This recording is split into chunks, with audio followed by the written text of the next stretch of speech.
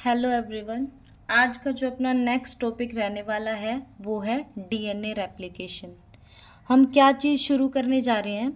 हम जो टॉपिक शुरू करने जा रहे हैं वो है सेंट्रल डोग्मा।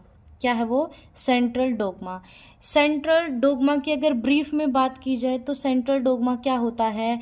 डीएनए से डीएनए का बन जाना, डीएनए से फिर आरएनए का बन जाना और आरएनए से प्रोटीन का बन जाना। ये क्या होता है? सेंट्रल डोग्मा होता है। जब डीएनए से डीएनए बनता है तो उस प्रोसेस को रेप्लिकेशन कहते हैं, जबकि डीएनए से आरएनए बनने के प्रोसेस को ट्रांसक्रिप्शन कहते हैं, और जब आरएनए से प्रोटीन बने तो उसे ट्रांसलेशन कहते हैं।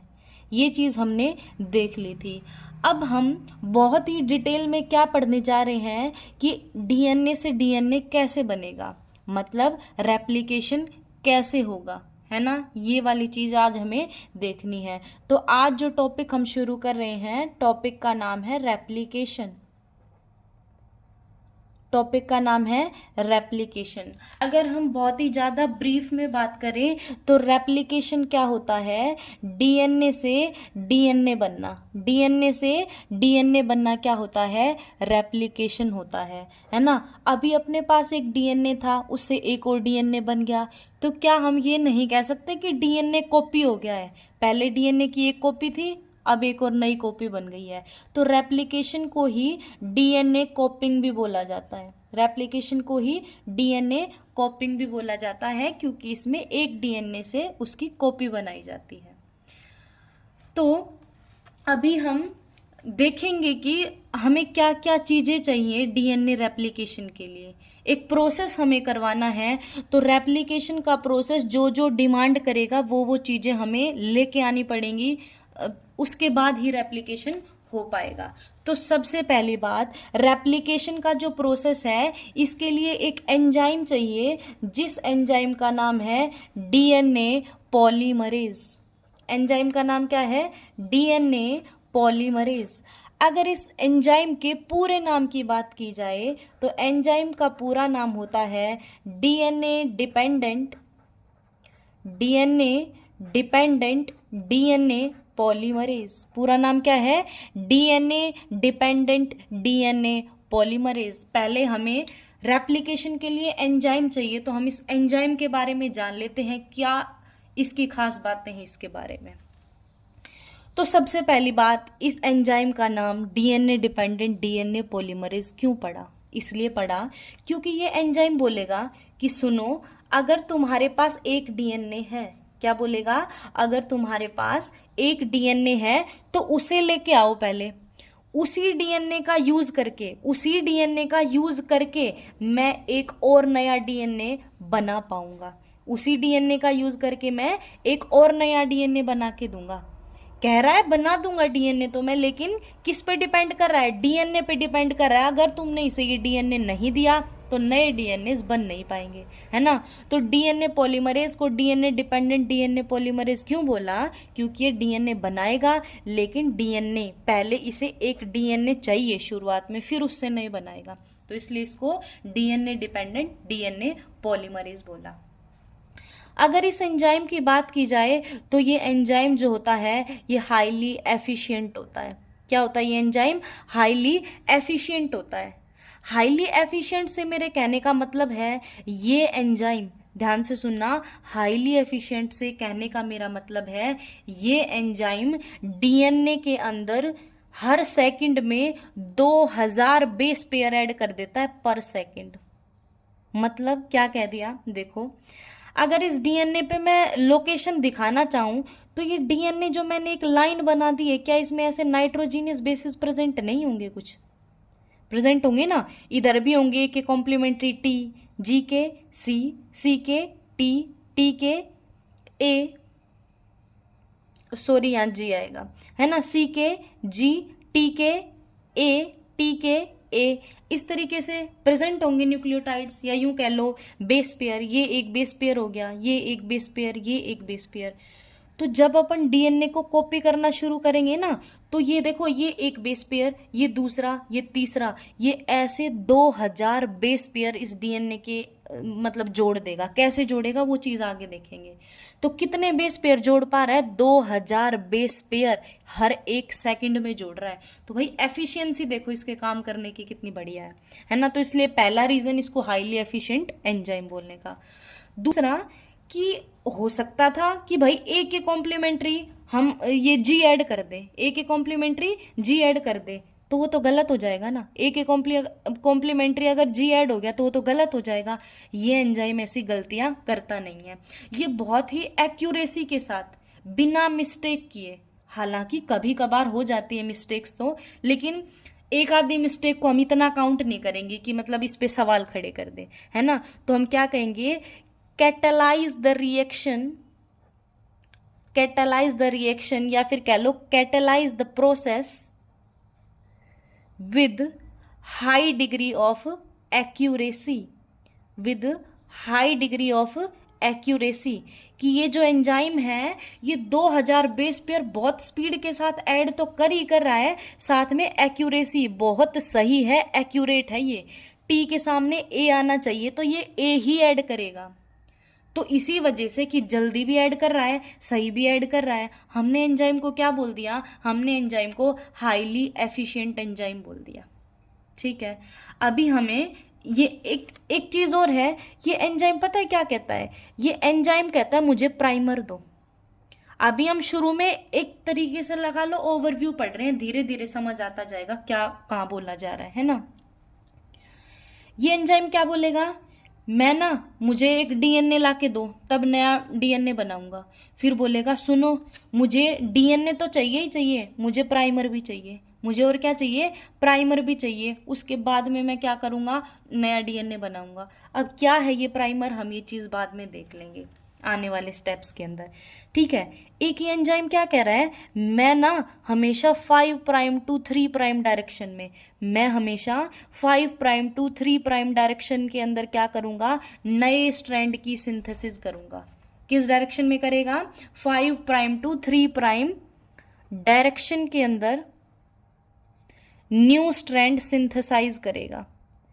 5 प्राइम टू 3 प्राइम डायरेक्शन के अंदर क्या करेगा? ये नया स्ट्रैंड सिंथेसाइज करेगा।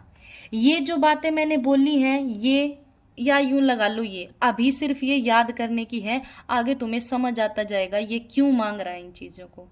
क्या क्या मांग रहा है? ये कह रहा है कि मुझे डीएनए ला के दो, तब उसको देख देख के नया डीएनए बनाऊंगा। फिर कह रहा है मुझे प्राइमर ला के दो।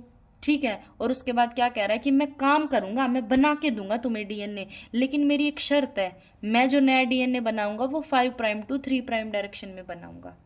अभी हम स्टार्ट करते हैं, अभी स्टेप बाय स्टेप चलेंगे, फिर ज्यादा सही से समझ आएगा। ये इसका सिर्फ ओवरव्यू था। अभी देखो, डीएनए रेप्लिकेशन का जो प्रोसेस है वो 5 स्टेप के अंदर हम पढ़ेंगे। DNA replication takes place in 5 steps. DNA replication takes place in 5 steps. 5 step के अंदर DNA रेप्लिकेशन का प्रोसेस खत्म होगा, मतलब हमें एक डीएनए से नया डीएनए बना हुआ दिख जाएगा। तो पहला जो स्टेप होता है उसे कहते हैं ओरिजिन ऑफ रेप्लिकेशन। पहला स्टेप क्या है? Origin of replication. Origin of replication. देखो, अगर हम अपने डीएनए की बात करें, यूकैरियोट्स के डीएनए की बात करें, यूकैरियोट्स में हम आते हैं, प्लांट्स आते हैं, फंजाई आती है ना, जिनके पास ट्रू न्यूक्लियस है वो सभी यूकैरियोट्स में आते हैं। तो ज़्यादातर यूकैरियोट्स का जो ये डीएनए होता है ये लीनियर होता है। यूकैरियोट का डीएनए कैसा होता है? लीनियर होता है। पहली बात, ऐसे सीधा डीएनए मिलेगा। ठीक है। जबकि अगर प्रोकैरियोट्स के डीएनए की बात की जाए तो प्रोकैरियोट्स का जो डीएनए है वो ऐसे सर्कुलर फॉर्म में मिलता है। प्रोकैरियोट्स का डीएनए सर्कुलर फॉर्म में मिलता है। देखो, इस डीएनए से, या तुम यूं लगा लो, इस डीएनए से हम नया डीएनए बनाना चाह रहे हैं। हम क्या करना चाह रहे हैं? नया डीएनए बनाना चाह रहे हैं, मतलब रेप्लिकेशन की शुरुआत हम चाह रहे हैं। तो ऐसे हम मन मर्जी नहीं चलती कि हम चाह रहे हैं कि यहाँ से डीएनए रेप्लिकेशन शुरू हो जाए, यहाँ से शुरू हो जाए, यहाँ से शुरू हो जाए, यहाँ से, ऐसे रैंडम जगह से रेप्लिकेशन का प्रोसेस शुरू नहीं होता है। रेप्लिकेशन ऐसी जगह पे शुरू होगा जहां पर ओराई साइट प्रेजेंट होगी। क्या प्रेजेंट होगी? ओराई साइट प्रेजेंट होगी। ओराई मतलब ओरिजिन ऑफ रेप्लिकेशन, ये बताएंगी कि यहां से डीएनए रेप्लिकेशन शुरू कीजिए। नया डीएनए तुम इसको देख के बनाना चाह रहे हो तो यहां से इस डीएनए को बनाना शुरू कीजिए, ये ओराई साइट हमें ये बताएंगी। अब जो यूकैरियोट्स का जो डीएनए होता है उसका साइज होता है लार्ज। उसका साइज कैसा होता है? लार्ज साइज होता है उसका, बड़ा साइज होता है। तो एक ओराई साइट नहीं होगी। यूकैरियोट्स के अंदर क्या होंगी? मल्टीपल ओराई साइट्स प्रेजेंट होंगी, मैनी ओराई साइट प्रेजेंट होंगी, कई सारी ओराई साइट प्रेजेंट होंगी। रीजन बीइंग इज कि हमारा डीएनए या यूकैरियोट्स का डीएनए बड़ा होता है साइज में। अगर सिर्फ एक जगह से रेप्लिकेशन को शुरू किया जाए तो वो टाइम कंज्यूमिंग हो जाएगा, बहुत ज़्यादा टाइम वो ले लेगा। इसलिए यूकैरियोट्स के डीएनए में कई सारी ओराई साइट्स प्रेजेंट होती हैं। ये सारी की सारी क्या है? ओराई साइट। ठीक है, मान लो जस्ट सपोज कि इस साइड से डीएनए रेप्लिकेशन ऐसे शुरू हुआ है ना, और इस साइड से ऐसे शुरू हुआ, तो दोनों साइड से जब काम शुरू होगा तो जल्दी हो जाएगा ना। फिर इधर से ये वाली शुरू कर दे तो ये इतना डीएनए रेप्लिकेट कैसे होगा, ये स्टेप वाइज समझ आएगा, है ना। सिर्फ यहाँ क्या याद रखना है तुम्हें? ये याद रखना है कि जो यूकैरियोट्स हैं उनका डीएनए लार्ज होता है, तो रेप्लिकेशन शुरुआत होने के लिए जो साइट्स हैं, जो ओराई साइट है, वो मल्टीपल होती हैं, कई सारी होती हैं। जबकि प्रोकैरियोट्स का जो डीएनए होता है वो छोटा होता है। प्रोकैरियोट का डीएनए क्या होता है? छोटा होता है, तो उनके अंदर सिंगल ओराई साइट मिलेंगी। क्या मिलेंगी? सिंगल ओराई साइट मिलेगी, एक ही ओराई साइट मिलेगी, क्योंकि छोटा है तो वैसे भी काम जल्दी हो जाना है, नया डीएनए जल्दी बन जाएगा। और हमारे अंदर डीएनए बड़ा है, इसलिए ओराई साइट कई जगह पे होती हैं। कई जगह से जब रेप्लिकेशन का प्रोसेस शुरू होगा तो वो कंप्लीट जल्दी हो जाएगा। पहले स्टेप में हमें यही पढ़ना था। ठीक है, पहले स्टेप में हमें यही पढ़ना था, क्या कि रेप्लिकेशन जो है एक स्पेसिफिक जगह पर शुरू होगा, कहीं से भी रेप्लिकेशन शुरू नहीं हो सकता, और जिस जगह से रेप्लिकेशन शुरू होता है उसे ओराई साइट कहते हैं। यूकैरियोट में मल्टीपल ओराई साइट प्रेजेंट होती हैं, जबकि प्रोकैरियोट्स में ओराई साइट क्या होती हैं? सिंगल होती हैं। अगर मैं आपको इसको रिटन फॉर्म में अगर दिखाना चाहूँ तो देखो, ओरिजिन ऑफ रेप्लिकेशन की बात करें तो देखो, replication begins at a particular region of DNA. Replication जो है डीएनए के एक पर्टिकुलर रीजन, एक पर्टिकुलर जगह पे शुरू होगा, और उस जगह को क्या कहते हैं? ओरिजिन ऑफ रेप्लिकेशन कहते हैं। Prokaryotes have single origin of replication, it is called oriC in E coli. ये बात एक्स्ट्रा है, सिर्फ क्या याद रखना है कि प्रोकैरियोट्स में क्या होता है? सिंगल ओरिजिन ऑफ रेप्लिकेशन होता है। उसके बाद eukaryotes have several thousands origin of replication, जबकि यूकैरियोट्स के डीएनए में कई सारी ओराई साइट, ओराई वर्ड इसका ओरिजिन से उठा लिया यहाँ से, तो जो यूकैरियोट्स हैं उसमें थाउजेंड, हजारों की अमाउंट में क्या प्रेजेंट होती हैं? रेप्लिकेशन साइट्स प्रेजेंट होती हैं, ओराई साइट्स प्रेजेंट होती हैं। हमने अपना फर्स्ट स्टेप कर लिया, अब हम सेकंड स्टेप की तरफ चल रहे हैं। सेकंड स्टेप क्या है? एक्टिवेशन ऑफ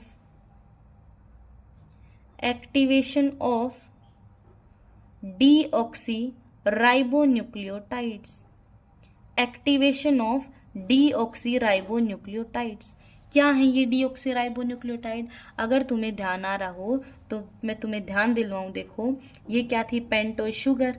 यहाँ पे क्या आएगा? Nitrogenous base. क्या आएगा? नाइट्रोजीनियस बेस आएगा। ठीक है, और यहाँ पे 5वें कार्बन से क्या जुड़ा हुआ था? फोस्फेट जुड़ा हुआ था। क्या जुड़ा हुआ था? फोस्फेट जुड़ा हुआ था।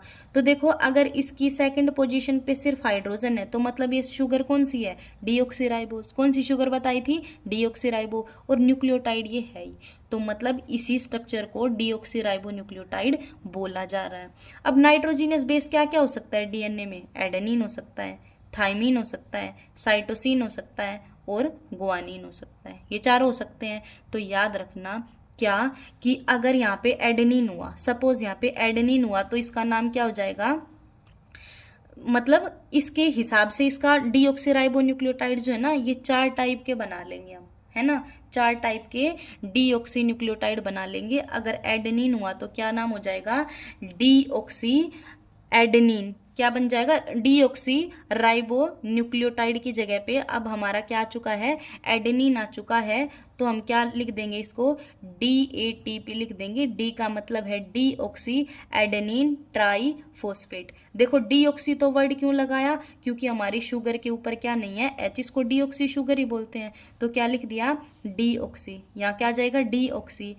कौन सा न्यूक्लियोटाइड, कौन सा नाइट्रोजीनियस बेस जुड़ा हुआ है, एडेनिन। तो क्या लिखा, डीऑक्सी एडेनिन। कितने फॉस्फेट हैं, 3 फॉस्फेट है। तो क्या लिख दिया, डीऑक्सी एडेनिन ट्राईफॉस्फेट। तो क्या लिख देंगे इसको पूरा, डीऑक्सी एडेनिन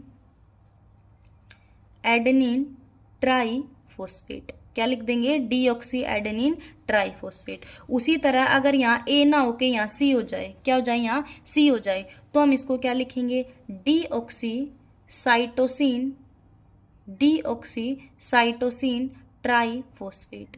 क्या लिख देंगे, डीऑक्सी साइटोसिन ट्राईफॉस्फेट। बिल्कुल उसी तरीके से डीऑक्सी थाइमीन ट्राईफॉस्फेट, उसी तरीके से डीऑक्सी ग्वानिन ट्राईफॉस्फेट। इसी तरीके से इनके नाम हैं। ठीक है, अभी देखो हमें क्या करना है, इनका एक्टिवेशन करवाना है। ये सब कुछ आपको याद करने की जरूरत नहीं है, ये सिर्फ मैंने बताया है। एग्जाम में आए तो सिर्फ इतना लिखना है कि शुरुआत में हमारे पास देखो क्या होगा, ऐसे प्रेजेंट होंगे, TMP, DCMP, D, क्या बच गया, GMP, ये सब है ना। देखो यहाँ क्या है, मोनोफॉस्फेट है। क्या है, मोनोफॉस्फेट।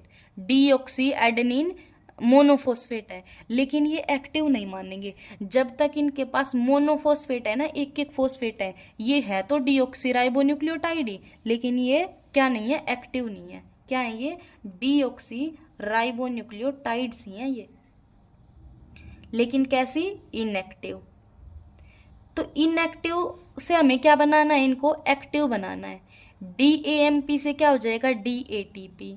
DTMP से क्या हो जाएगा, DTTP। DCMP से क्या हो जाएगा, DCTP। और DGMP से क्या हो जाएगा, DGTP।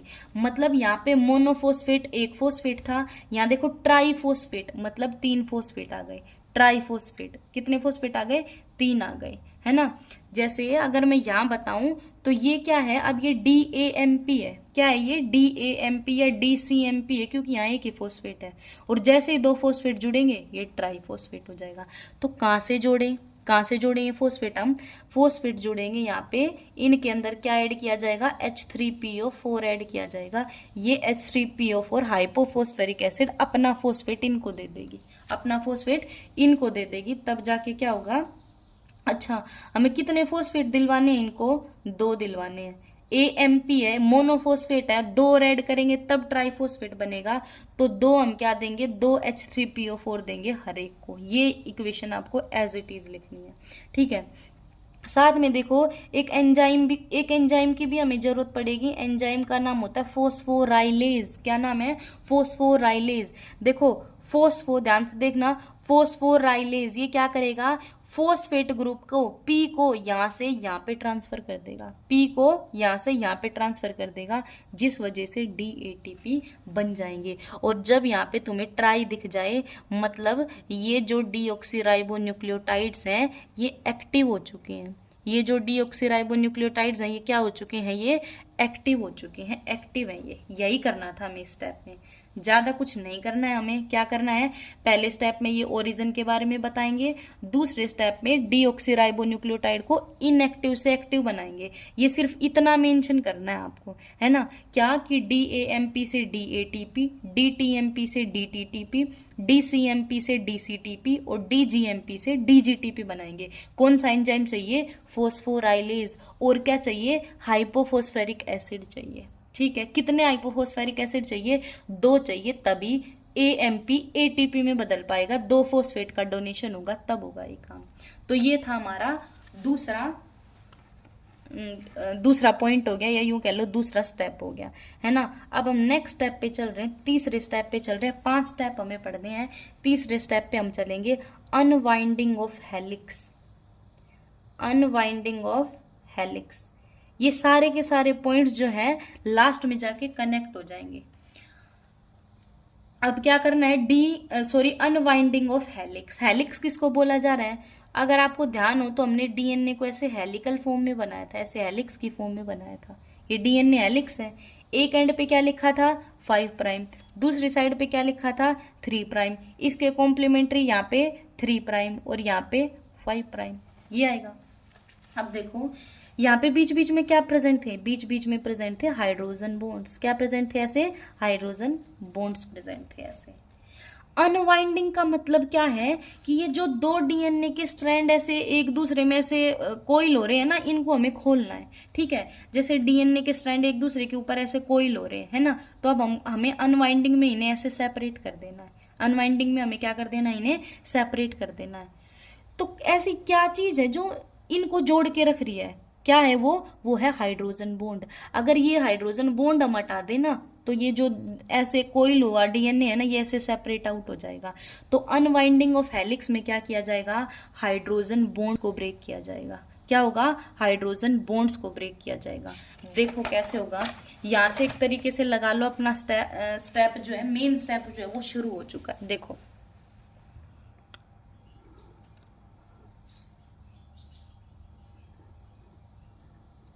ये अपना डीएनए, ये 5 प्राइम, ये 3 प्राइम, ये 3 प्राइम और ये 5 प्राइम। ध्यान से सुनना बहुत, दोनों जो स्ट्रैंड्स हैं डीएनए के वो आपस में ऐसे जुड़े हुए हैं हाइड्रोजन बॉन्ड्स की हेल्प से। तो इस स्टेप के अंदर होता क्या है? एक एंजाइम आता है और एंजाइम का नाम है हेलिकेज। एंजाइम का नाम क्या है? हेलिकेज। और याद रखना, हेलिकेज एक एटीपी डिपेंडेंट एंजाइम है। हेलिकेज कैसा एंजाइम है? एक एटीपी डिपेंडेंट एंजाइम है, ठीक है, जो क्या करेगा? हेलिक्स को अनवाइंड करवा देगा, हेलिक्स को खोल देगा। कैसे? By breaking the hydrogen bonds. Hydrogen bonds को क्या करेगा? ब्रेक कर देगा। लेकिन जब भी हाइड्रोजन बॉन्ड को तोड़ेगा ना, अभी हम देखेंगे, हाइड्रोजन बॉन्ड को तोड़ेगा ना तो ये कहेगा मुझे एटीपी दो। एटीपी मतलब एनर्जी दो, तब तोड़ूंगा मैं इन बॉन्ड्स को। इसीलिए इसको एटीपी डिपेंडेंट एंजाइम बोला है।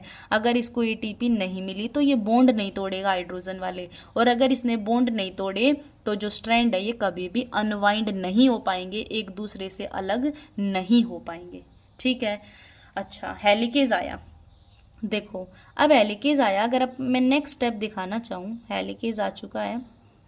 ये अपना 5 प्राइम, 3 प्राइम, 3 प्राइम, 5 प्राइम। ये देखो, मान लो जस्ट सपोज कि ये है हेलिकेज,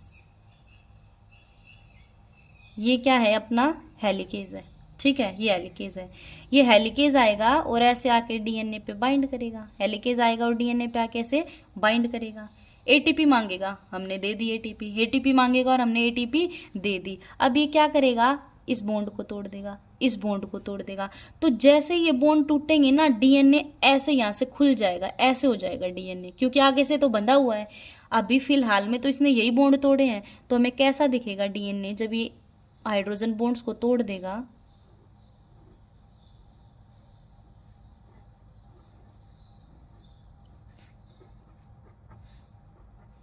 तो हमें डीएनए जो है ऐसा दिखेगा, ऐसा दिखेगा।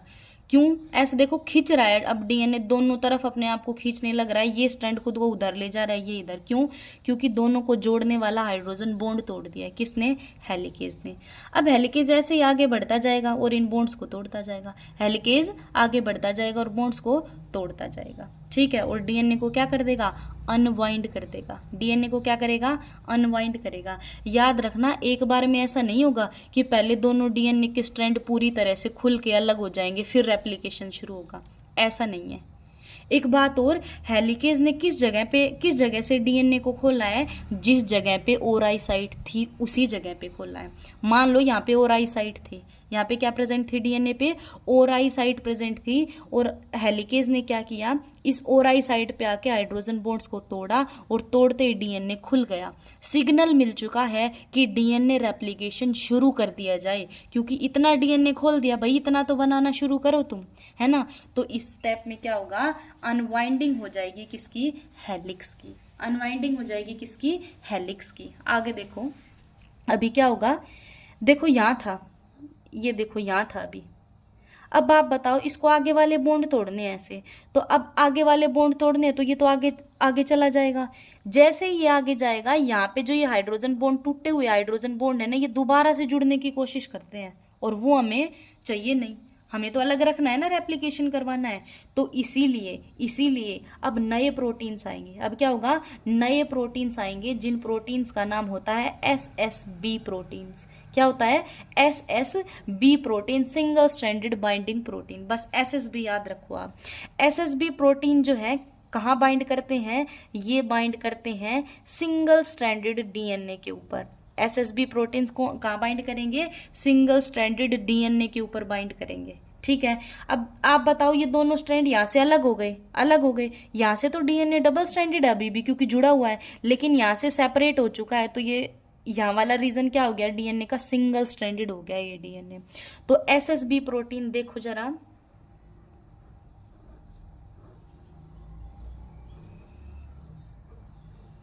यहाँ पे क्या बाइंड कर जाएंगे, खुले हुए DNA पे SSB प्रोटीन बाइंड कर जाएंगे।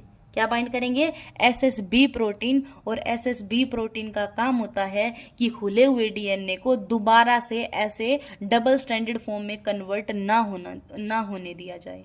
SSB प्रोटीन क्या करेंगे, प्रिवेंट करेंगे जो हाइड्रोजन बॉन्ड्स हैं उनकी ज्वाइनिंग को, है ना। बस इतना याद रखो आप कि यहाँ पे सिंगल स्ट्रैंडेड बाइंडिंग प्रोटीन आएंगे और DNA के जो हाइड्रोजन बॉन्ड्स हैं उन्हें जुड़ने नहीं देंगे। ठीक है, अब देखो, अब हम क्या करेंगे, NCERT में भी ऐसे ही बना रखा है। अब हम DNA को दो हिस्सों में ऐसे बांट देंगे, आधा इधर और आधा इधर, क्योंकि जैसा इधर चलेगा बिल्कुल वैसा ही उधर चलेगा, तो हम सिर्फ एक साइड देखेंगे। हम क्या देखेंगे, सिर्फ एक साइड को देखेंगे कि एक साइड पे रेप्लिकेशन कैसे हो रहा है, सिर्फ वो हम देखेंगे, है ना।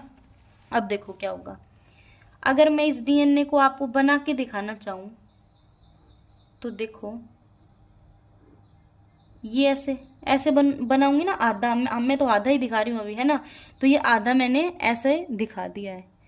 अगर आप को ध्यान हो, जो वो क्लिप टाइप होती है ऐसे ऐसे, जो ये आईब्रोज वगैरह के बाल वाल हटाने के लिए यूज करते हैं ना, जिसे फोर्क बोलते हैं, क्या बोलते हैं, फोर्क बोलते हैं, है ना। तो इसकी शेप उस फोर्क जैसी नहीं दिख रही, इसकी शेप फोर्क जैसी दिख रही है। और ये फोर्क कौन से प्रोसेस में बना है, रेप्लिकेशन के प्रोसेस में बना है।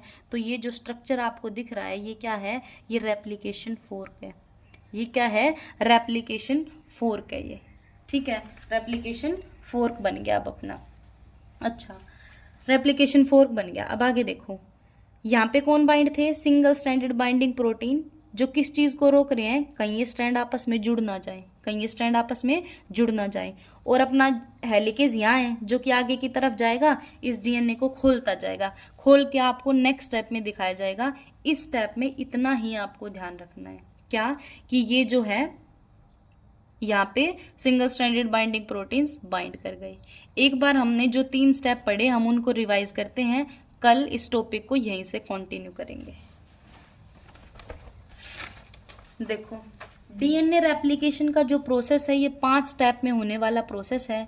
पहले स्टेप में हमने बात की ओरिजिन ऑफ रेप्लिकेशन के बारे में। ओरिजिन ऑफ रेप्लिकेशन हमें बताता है कि DNA का रेप्लिकेशन करना है, DNA की कॉपी करनी है, तो वो किसी रैंडम जगह से शुरू नहीं हो जाएगी, कहीं से भी शुरू नहीं होती, वो एक स्पेसिफिक जगह से शुरू होती है जिसे ओराई साइट कहते हैं या फिर ओरिजिन ऑफ रेप्लिकेशन कहते हैं। यूकैरियोट में multiple thousands of Orai sites होती हैं, जबकि प्रोकैरियोट्स में सिंगल ओराई साइट प्रेजेंट होती है क्योंकि उनका DNA छोटा होता है। नेक्स्ट स्टेप में क्या होगा, एक्टिवेशन ऑफ डीऑक्सीराइबोन्यूक्लियोटाइड्स। आगे आपको दिखाया जाएगा कि कैसे इनकी जरूरत पड़ रही है आगे स्टेप में, इस आगे के प्रोसेस में, इसलिए इन्हें पहले से ही एक्टिव कर दिया गया है ताकि जब इनकी जरूरत पड़े हम इन्हें ले लें और अपना DNA बनाने के लिए यूज करें। उसके बाद आप देखेंगे ये चीज कि कैसे यूज हो रहे हैं ये वाली रिएक्शन आपको याद रखनी है कि DAMP को DATP में या इनएक्टिव डीऑक्सीराइबोन्यूक्लियोटाइड को एक्टिव में कैसे बदला जा रहा है। फोस्फोराइलेज नाम का एंजाइम विद हाइपोफोस्फोराइक एसिड जो है इस रिएक्शन को अंजाम देगा, इस रिएक्शन को कैटालाइज करवाएगा। नेक्स्ट स्टेप हमने देखा अनवाइंडिंग ऑफ हेलिक्स। इसमें क्या होगा, जो डबल स्ट्रैंडेड डीएनए है इसको हम क्या करेंगे, अनवाइंड करेंगे। अनवाइंड मतलब इस डीएनए को खोलने की कोशिश करेंगे, इसके बीच में प्रेजेंट हाइड्रोजन बॉन्ड्स को ब्रेक करने की कोशिश करेंगे। इस कोशिश में जो साथ देगा हमारा वो कौन है, हेलिकेज एंजाइम। हेलिकेज एंजाइम एक एटीपी डिपेंडेंट एंजाइम है। ये हाइड्रोजन के बॉन्ड्स को ब्रेक करके डीएनए को सेपरेट करेगा। ये डीएनए को सेपरेट कर देता है, लेकिन ये सेपरेट हुआ डीएनए दोबारा से बाइंड करने की कोशिश करेगा, लेकिन उन्हें रोकने का काम जो प्रोटीन्स करती हैं उन्हें एसएसबी प्रोटीन्स कहते हैं। एसएसबी प्रोटीन्स इन्हें दोबारा से बाइंड नहीं करने देगी, बंधने नहीं देगी इस डीएनए को। उसके बाद हमने इस डीएनए के इतने आधे स्ट्रक्चर को लिया, इसकी जो स्ट्रक्चर है हमें एक फोर्क जैसी दिख रही है, तो इसी वजह से इसका नाम रख दिया क्या, रेप्लिकेशन फोर्क। क्या रख दिया, रेप्लिकेशन फोर्क। अभी नेक्स्ट स्टेप में हम पढ़ने जा रहे हैं फॉर्मेशन। ये इतना इस तीसरे स्टेप में इतना ही होगा। अब हम अपना नेक्स्ट स्टेप शुरू कर रहे हैं, formation of primer strand. Fourth step क्या होगा अब अपना, formation of primer strand. Formation of primer strand. Formation of primer strand. देखो लास्ट स्टेप हमने कहाँ पे छोड़ा था, हमने इस रेप्लिकेशन फोर्क पे छोड़ा था। मैं डीएनए को अब यहाँ ऐसे बना रही हूँ तो भी कोई दिक्कत नहीं है, हाइड्रोजन बॉन्ड से तो मैंने जोड़ ही दिया है ना। अच्छा अभी देखो ये बन गया अपना। अभी देखो 3 प्राइम 5 प्राइम 5 प्राइम 3 प्राइम, ठीक है। हमने ये अपना रेप्लिकेशन फोर्क ले लिया, जैसे हमने लास्ट स्टेप पे छोड़ा था एज इट इज़ वहीं से हमने उठा लिया है। ये वो प्रोटीन्स है जो बाइंड कर रहे हैं, और यहाँ पे आप मान लीजिए यहाँ पे एलिकेज भी होगा जो अपना काम आगे की तरफ इस डीएनए को खोलता जाएगा। याद कीजिए मैंने एक एंजाइम का जिक्र आपके सामने किया था, एंजाइम का नाम क्या था, डीएनए पॉलीमरेज। अब उस डीएनए पॉलीमरेज के काम करने की बारी बस आने ही वाली है, उससे पहले वो अपनी डिमांड्स को पूरा करवाएगा। याद कीजिए डीएनए पॉलीमरेज ने क्या कहा था, मैं इस डीएनए को मैं इस डीएनए से नया डीएनए बना दूंगा, लेकिन मुझे क्या दो, मुझे प्राइमर दो। मुझे क्या दो, मुझे प्राइमर दो। और क्या कहा था उसने, पहली शर्त रखी थी मुझे एक डीएनए ला के दो। तो देखो हमने उसको ये डीएनए दे दिया है पहले से ही। उसके बाद उसने कहा था मुझे प्राइमर देना। अब पहले सबसे पहली बात, प्राइमर क्या होता है।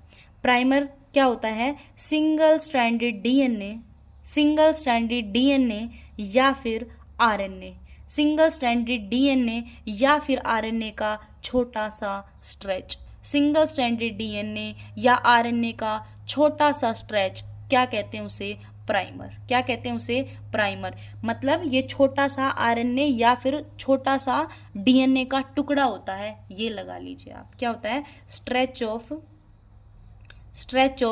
सिंगल स्ट्रैंडेड डीएनए और RNA, stretch of single stranded DNA और आरएनए। अब आप कहोगे आरएनए डबल स्ट्रैंडेड होगा या सिंगल, आरएनए सिंगल स्ट्रैंडेड ही होता है, तो मेंशन करने की जरूरत नहीं है यहाँ पे, क्योंकि ये खुद ही सिंगल स्ट्रैंडेड है। लेकिन हमें डीएनए कैसा चाहिए, अगर डीएनए का टुकड़ा लगाएंगे हम तो हम सिंगल स्ट्रैंडेड लेंगे। ये अपना प्राइमर है, ठीक है। याद रखिएगा primer always bind on 3 prime end of DNA. Primer always bind on 3 prime end of DNA. Primer हमेशा कहाँ बाइंड करता है, डीएनए के 3 प्राइम एंड के ऊपर बाइंड करेगा, ठीक है। अब क्या होगा, ये जो प्राइमर है, अब जो ये अपना क्या है, प्राइमर है, ये मैंने क्या कहा, प्राइमर ऑलवेज बाइंड ऑन। तो अभी देखिए यहाँ पे क्या होगा, कहाँ पे बाइंड कर रहा है, 3 प्राइम एंड ऑफ डीएनए पे बाइंड कर रहा है। तो यहाँ देखो, यहाँ है ना 3 प्राइम एंड डीएनए का, तो मैं यहाँ पे प्राइमर जोड़ रही हूँ। ये क्या है, प्राइमर का 3 प्राइम एंड है। क्या है ये, प्राइमर का 3 प्राइम एंड है। तो यहाँ पे ये क्या बाइंड कर चुका है, यहाँ पे बाइंड कर चुका है अपना प्राइमर। क्या बाइंड कर चुका है, प्राइमर। एक बात बताओ आप, अगर मैं इतने डीएनए को छुपा लूं तो ये डीएनए का 5 प्राइम एंड है यहाँ पे, तो यहाँ कौन सा एंड होगा, यहाँ पे 3 प्राइम एंड होगा। यहाँ पे क्या होगा, 3 प्राइम एंड होगा। तो यहाँ पे डीएनए का 3 प्राइम एंड है। हम सिर्फ खुले हुए डीएनए को देखेंगे क्योंकि प्राइमर वहीं पे आके बाइंड करेगा, ठीक है। तो यहाँ पे क्या है, ये 3 प्राइम एंड होगा यहाँ पे, ये 5 प्राइम, ये 3 है ना। तो यहाँ पे अब क्या बाइंड कर जाएगा, यहाँ पे भी दूसरे स्टैंड पे भी प्राइमर बाइंड कर जाएगा। ठीक है, तो ये ब्लू वाला जो मैंने बनाया है, ये क्या बनाया है, प्राइमर बनाया है। क्या बनाया है, प्राइमर बनाया है, जो कि कौन से एंड पे बाइंड कर चुका है, 3 प्राइम एंड के ऊपर बाइंड कर चुका है। आगे देखो अब क्या होगा। अब आप देखो इसने क्या क्या शर्तें रखी थी डीएनए पॉलीमरेज ने, कि मुझे डीएनए ला दो, हमने दे दिया। फिर क्या कहा था, मुझे प्राइमर दे दो, हमने दे दिया। अब इसके काम करने की बारी है। अब कौन आएगा, डीएनए पॉलीमरेज आएगा। उससे पहले एक बात और बताइए, अब ये सिंगल स्ट्रैंडेड डीएनए है, ये प्राइमर है, प्राइमर को हम सिंगल स्ट्रैंडेड डीएनए भी बोल सकते हैं। तो अगर ये इसके 3 प्राइम एंड पे बाइंड किया हुआ है, तो इसके कॉम्प्लीमेंट्री इसका एंड कौन सा होगा, 5 प्राइम। इसका एंड कौन सा होगा, 5 प्राइम एंड होगा। कौन सा एंड होगा इसका, 5 प्राइम एंड होगा। और ये 5 प्राइम है तो यहाँ पर क्या हो जाएगा, 3 प्राइम। ये 5 प्राइम है तो यहाँ पर क्या हो जाएगा, 3 प्राइम। बिल्कुल उसी तरीके से अगर ये 3 प्राइम के साथ आके बाइंड किया तो 3 प्राइम के कॉम्प्लीमेंट्री यहाँ क्या होगा, 5 प्राइम।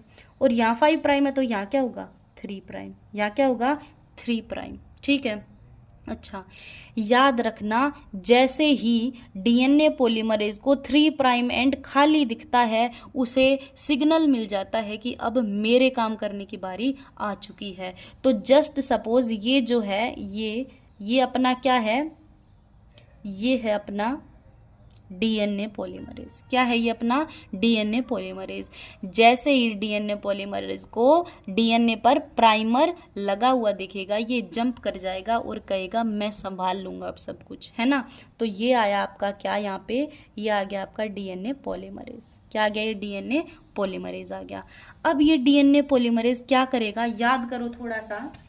क्या अपने पास क्या थे, हमने तैयार किए थे एक टाइम पे यूज करने के लिए DATP, DGTP, DTTP और DCTP, डीऑक्सी राइबो न्यूक्लियोटाइड को हम सेकंड स्टेप के अंदर एक्टिव करवा के आए थे। अब उन्हें काम में लेने की बारी है।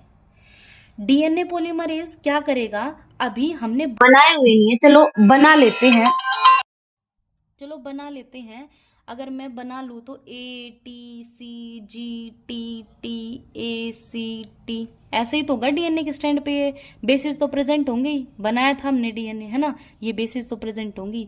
बिल्कुल उसी तरीके से यहाँ पे भी होगा, यहाँ ए है तो यहाँ क्या रहा होगा, टी, यहाँ टी है तो ए, सी है तो जी, जी है तो सी, टी है तो ए, आगे टी है तो ए, और यहाँ पे ए है तो यहाँ सी, यहाँ सी है तो यहाँ पे जी, यहाँ टी आएगा, और यहाँ पे सी है तो यहाँ पे जी। मतलब इस तरीके से क्या होगा, अपने न्यूक्लियोटाइड प्रेजेंट होंगे, तो मान लो ऐसे ही प्रेजेंट थे यहाँ पर। ठीक है, ये बाइंड कर चुके हैं। अब देखो इसको थोड़ा सा यहाँ पे दिखाते हैं। टी के यहाँ क्या आएगा, ए, यहाँ सी है तो यहाँ क्या आएगा, जी, और यहाँ पे ए है तो यहाँ पे क्या आएगा, टी।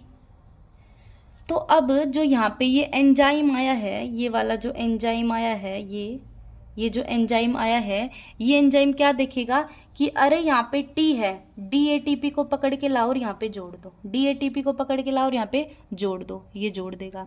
फिर ये देखेगा अरे नीचे क्या है, C है, अरे C है तो किसको पकड़ के लाओ, G को पकड़ के लाओ और यहाँ पे जोड़ दो। फिर वो देखेगा अरे ऊपर G है तो G के साथ किसको जोड़ना है, C को जोड़ना है, तो DCTP को पकड़ के लाएगा और यहाँ पे जोड़ देगा। फिर देखेगा नीचे क्या है, T है, अच्छा T है तो DATP को पकड़ के लाओ यहाँ पे जोड़ो, है ना। फिर क्या देखेगा, A है, लाओ यहाँ T जोड़ दो। इस तरीके से डीएनए पॉलीमरेज इनको उठा के, इन DATP, DGTP, DTTP, इन डीऑक्सीराइबोन्यूक्लियोटाइड को उठा के क्या करेगा, यहाँ पर जोड़ने लगेगा। ये स्टेप थोड़ा सा अच्छे तरीके से हम कल दोबारा से बना के पढ़ेंगे। पहले 3 जो स्टेप हैं वो हमने देख लिए हैं, 2 स्टेप बचते हैं, कल देखेंगे उनको।